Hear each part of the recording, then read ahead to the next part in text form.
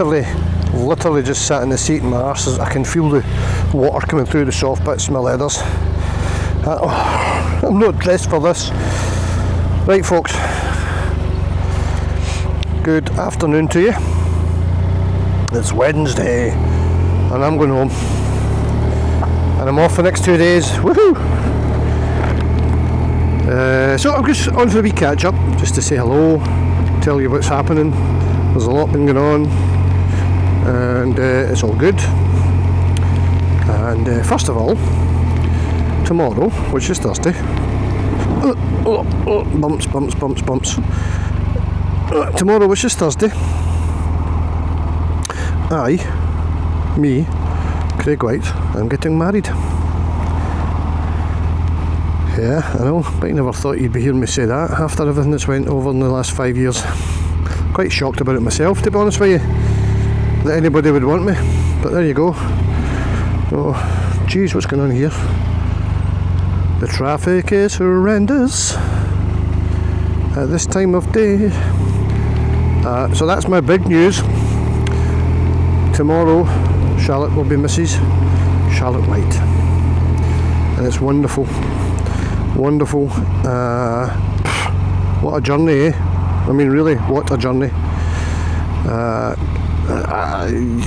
A year ago, this time, even, you know, last summer, I was ready for ending it. I was ready for chucking life in. And here I am a year later. Don't get me wrong, we've had to climb mountains to get here. I mean, lots of shit has gone on in the past year, but I'm here, and it's going to be an emotional day tomorrow because obviously, you know, there's a lot of happy memories. And the thing is, Sarah and I had a wonderful marriage. Why would I not want to experience that again? You know, I came from a really good place, and you know, I want to know that. I want that again. Yep, I just want it again, and that's it. End of. But tomorrow will be an emotional day because there's a lot of emotions flying around. Obviously, it's a massive change in my life, and you know, I've been doing a lot of reflecting on the past 5 years lately, and there's a lot of sadness. Of course, and there always will be, and unfortunately that's just a part of my life that will carry with me until the day I die. It's always going to be there. Sarah will always be there. There will always be a part for her. I've always going to have a part reserved for Sarah.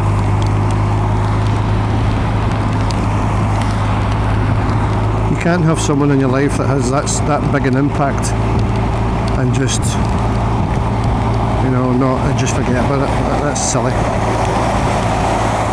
And anybody that thinks that's what's happening, then please just go away. You're clueless. So there you go, that's the big news.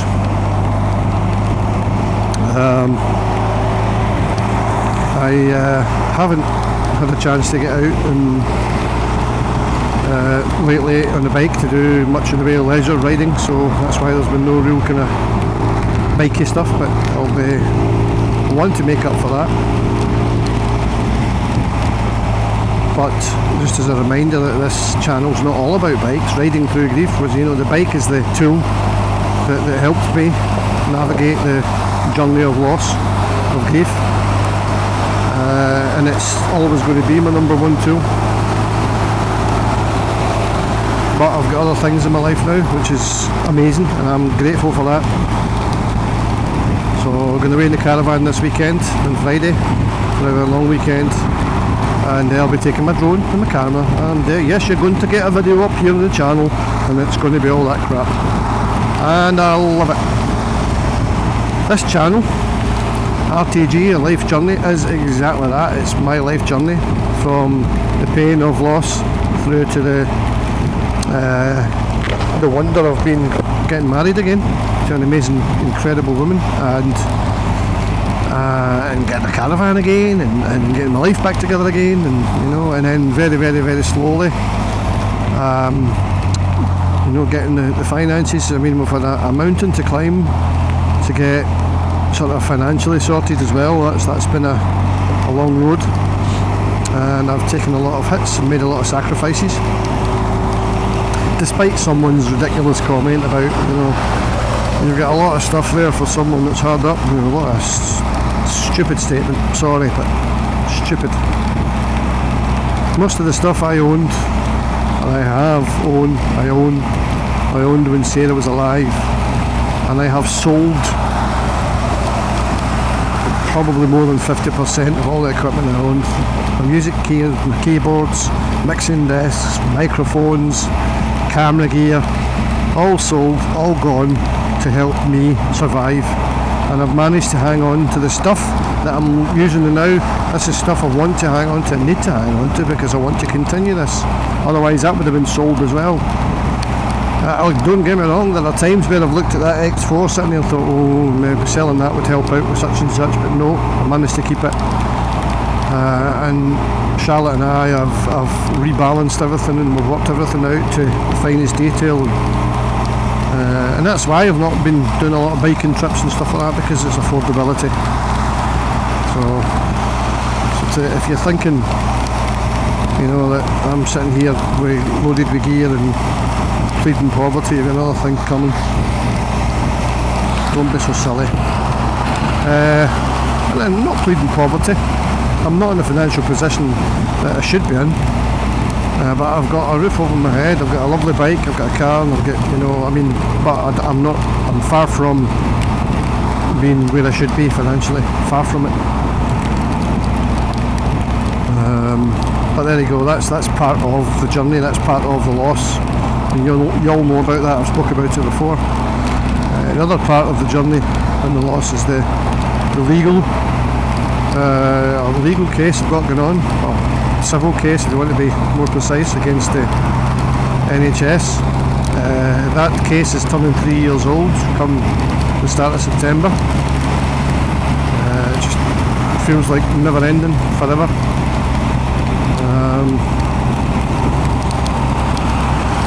Yep, just been a nightmare, and I desperately want closure.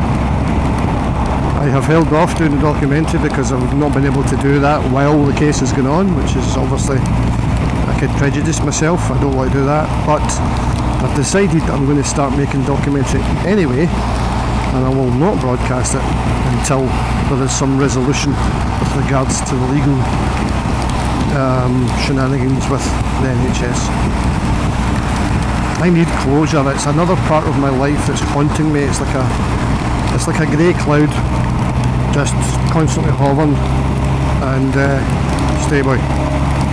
It's that grey cloud following me about, and I don't care if the NHS come back and say, oh, I'm sorry, we made a mistake, blah blah blah blah. It's not about money, it's not really worth any money. I'm not hanging off in case there's some massive payment. That's not going to happen. I've been told that by the lawyers. That's not going to happen. The possibility of any big payment died when Sarah died. So there we go. It's not about the money. This is about me getting closure and getting some justice for Sarah. And that justice might come in the form of exposing them by way of documentary.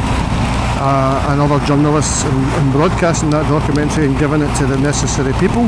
I've had STV and stuff interested in talking about it, because it's a big thing, and it really needs dealt with. So yeah, it's getting dealt with.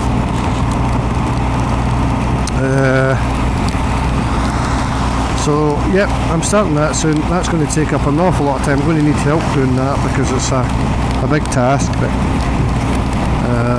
I mean, Charlotte helped me do a wedding not long ago. She's keen to learn and get things together, so she's going to help me with that. She's great at writing, so she can help me with all the script and summarising all the evidence. Excuse me. See, I'm way too close to that camera front for the conditions, but it's so difficult because you leave a gap and people just move into it. Right, what else? What else? I had things in my mind, like bullet points in my mind to discuss. I got a promotion. Got a promotion at work. I wish I could tell Sarah. If you're listening, Sarah talked me into going for the job I'm in, which is a government job. And I was part of a team of supervisors that helped run a reasonably large transport department. But now I'm the manager. Now I'm responsible for it all. And my colleagues I've been working with have been amazing, supportive, and well, nothing really changes in the office because I'm working with a great bunch of guys, and I trust them implicitly. You know, they know what they're doing, so my job's kind of easy that way. But I've been involved one way or another in transport for 30 odd years, so that's good. And as I said, I would love Sarah to have been around to see it, obviously, because she encouraged me to go for the initial job back in 2019. So I'm sure she'd be proud of me. I know for a fact that Charlotte is. Charlotte encouraged me to go for this job because I had nothing but trepidation, nerves, anxiety, all that kind of stuff. Because when things happen in life, when you have such a traumatic spell in life, I don't know, I think it kind of takes its toll on you. It knocks a bit out of you, doesn't it? I mean, I know there's people in this channel that know exactly what I'm talking about. You know, I know there's people on here that have experienced that. You struggle for everything. You struggle for motivation, your confidence wanes, and so I've spent all these years trying to build that back up again, and I still struggle. I struggle for motivation in this channel. I struggle for, I mean, you know, I've got a woman behind me kind of kicking my arse and saying to me, look, you can do this, you've got my support, and that's how I ended up getting this job. As well as the fact, obviously, I get some wonderful colleagues that helped me and encouraged me as well. So, yeah, life's changed massively. I really, really, really sincerely hope that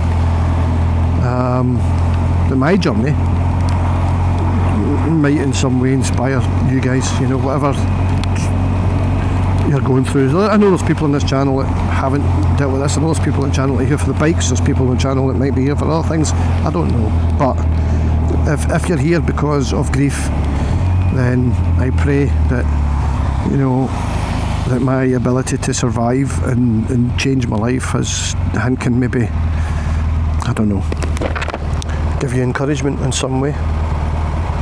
That's all I ever wanted. That's all I ever wanted from this channel. Share my story in the hope that the combined group of people can help out. We can help each other, and you know, it's that kept me alive.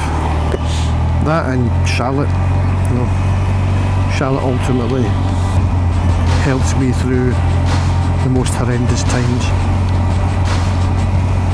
I mean, Charlotte was in contact with me for months before anything got, where we are. She was there as my very best friend, and we were video calling almost every night, and she was listening to me, and I was lying in my bed bawling my eyes out and talking about Sarah and difficulty with life and wanting to end it and all, and she listened, and she spoke, she was calm and encouraging, and I've got her to thank for everything. And my big mate Gordon. I don't think I could have got this far without big Gordon either. I mean, he's some guy, he really is. He's a gentleman, he's a big gentleman. He's been through the same shit as me. We all deal with grief differently, we know that, and it's a very individual thing. But just being there, having somebody like that I've been able to talk to, I've been able to go biking with,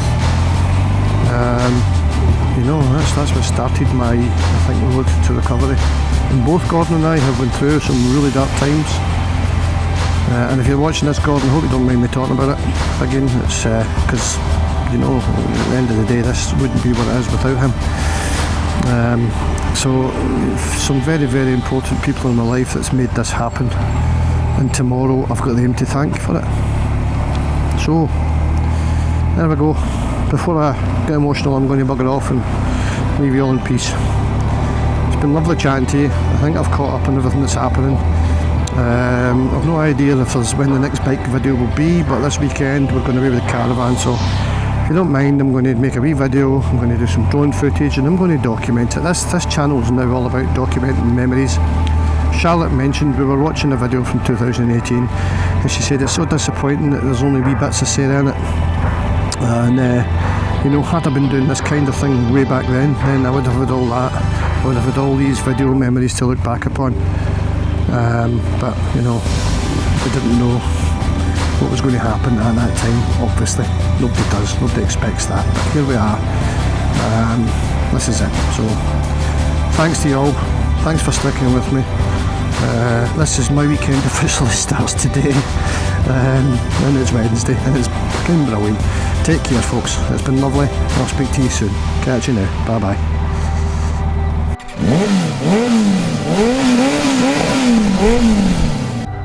Hello.